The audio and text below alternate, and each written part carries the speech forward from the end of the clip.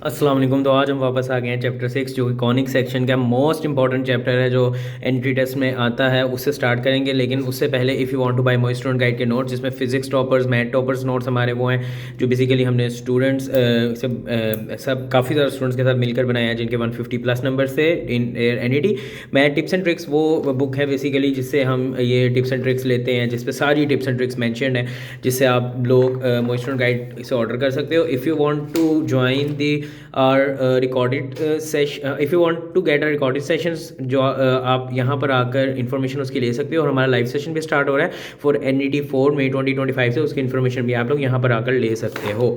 अच्छा जी, अब हम पढ़ने जा रहे हैं कॉनिक सेक्शन। तो कॉनिक सेक्शन में बेसिकली बहुत इंपॉर्टेंट चैप्टर है, बहुत ज़्यादा। जितनी मैं इसकी आपको बताऊँ वो कम होगी क्योंकि ये एंट्री टेस्ट में नस्ट फास्ट प्यास GK UET बहुत ज़्यादा एंट्री टेस्ट में बहुत ज़्यादा होता है। तो कॉनिक सेक्शंस के लिए आपको पहले कॉनिक सेक्शन का मतलब क्या है आप समझो। इसका कॉनिक सेक्शन मतलब कॉन के डिफरेंट सेक्शंस, ठीक है ना।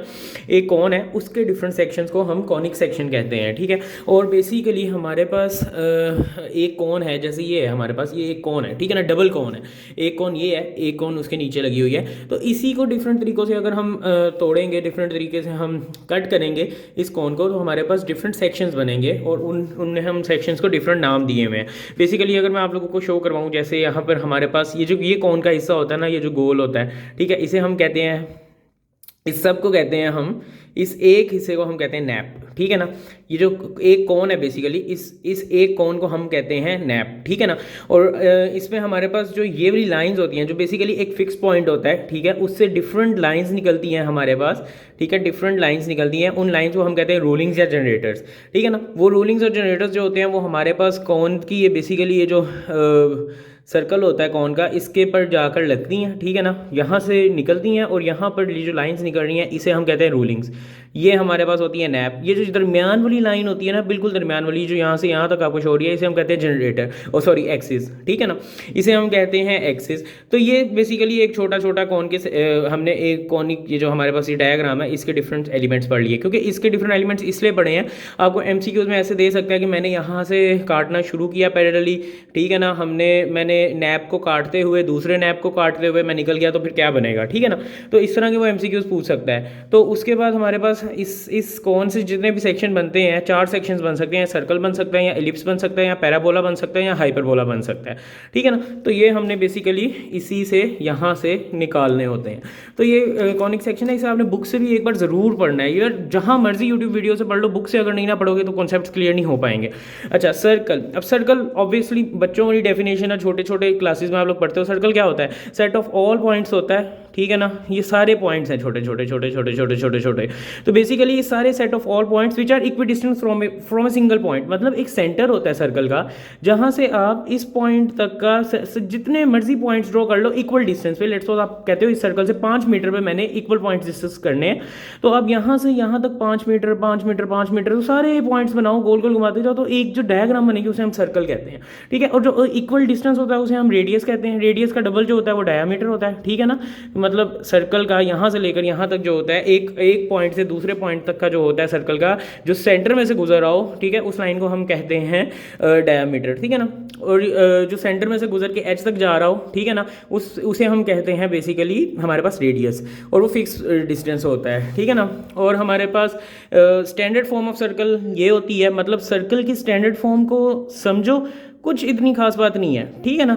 ये क्या है? ये एक इक्वेशन है बेसिकली। ये चीज़ रिप्रेजेंट कर रही है आपका सेंटर, H और K रिप्रेजेंट कर रहा है सेंटर। अगर आपका सेंटर 0 0 पे होगा, विच इज़ एट ओरिजिन, मतलब ओरिजिन पे होगा, ठीक है ना, तो आपका H और K 0 होगा। H और K 0 होगा तो हमारे पास ये इक्वेशन बनेगी x² + y² is equal to r², ठीक है ना। तो आपके पास यही बात मैंने यहाँ पर लिखी हुई है, if the centre is at origin. तो आप अगले पेज पर जाओ और आपको यहाँ पर मैंने लिखा हुआ है कि x² + y² is equal to r²। वही वाली डेफिनेशन जो मैंने आपको बताई थी, x माइनस एच का स्क्वेयर होल स्क्वेयर है ना, तो h 0 हो गया। इसी तरह y माइनस k का स्क्वेयर 0 है, तो y का होल स्क्वेयर हो गया, ठीक है ना। इसी तरह अब हमने ये देख लेना है कि अगर तो रेडियस 0, ये MCQ भी आ सकता है, आपको बहुत कुछ आ सकता है। अगर तो रेडियस 0 हो तो फिर हमारे पास जो सर्कल होता है उसे हम कहते हैं पॉइंट सर्कल, ठीक है ना। उसके बाद हमारे पास पैरामीट्रिक इक्वेशंस आ जाती हैं। पैरामीट्रिक इक्वेशन होती है कि एक सर्कल को या किसी भी डायग्राम को in the form of angle represent करना, ठीक है ना। तो हमारे पास यहाँ पे R cos of theta are sine of theta आ गया।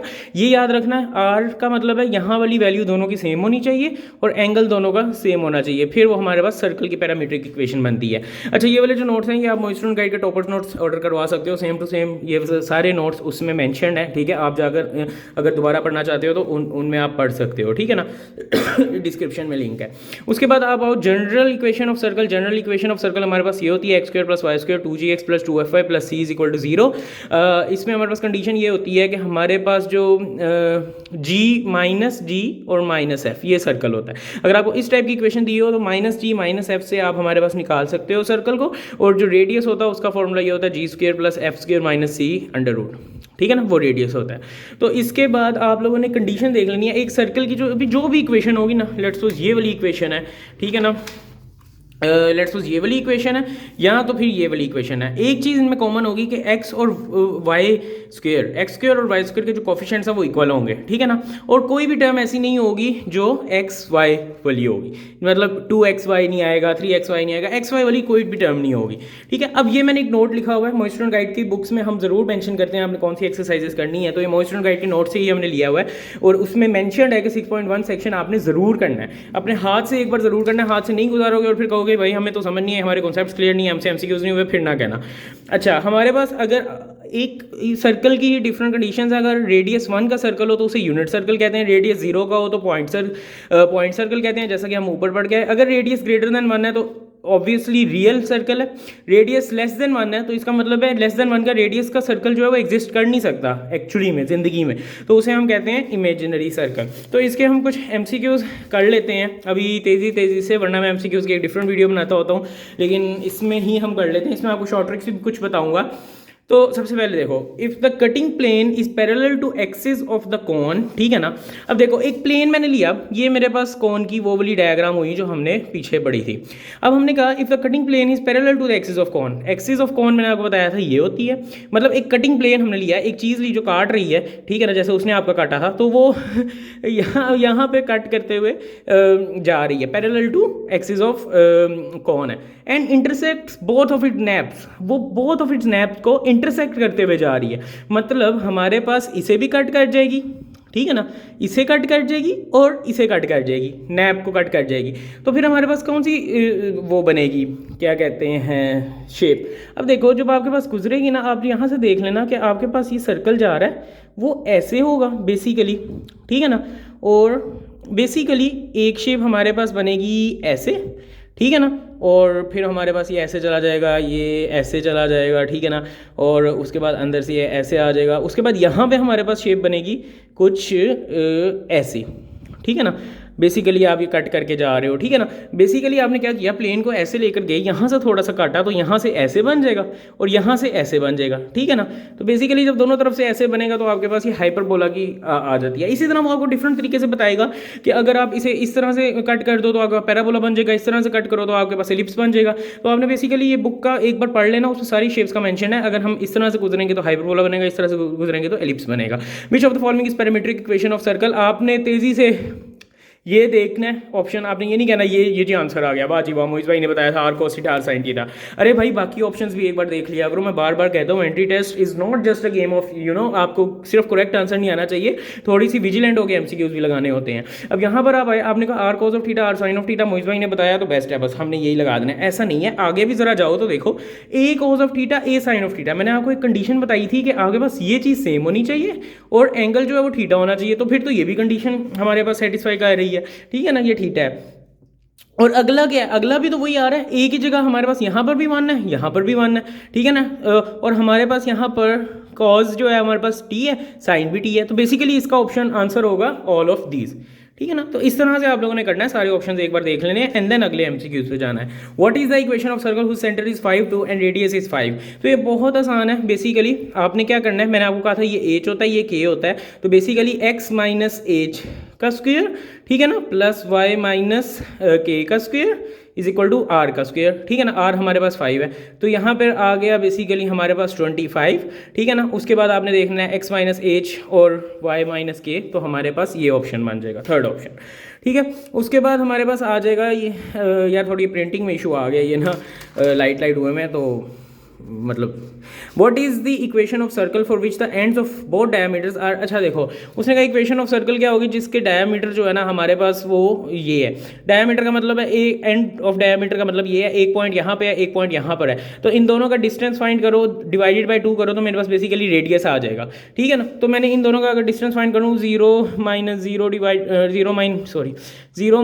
जीरो का स्क्वायर प्लस -2 का स्क्वायर, ठीक है ना।